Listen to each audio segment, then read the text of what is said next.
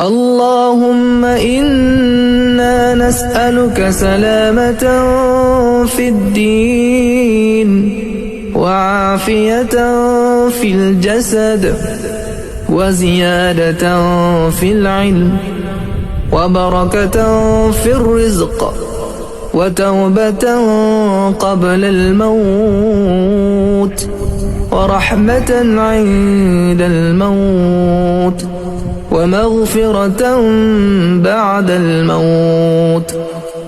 اللهم هون علينا في سكرات الموت والنجاة من النار والعفو عند الحساب.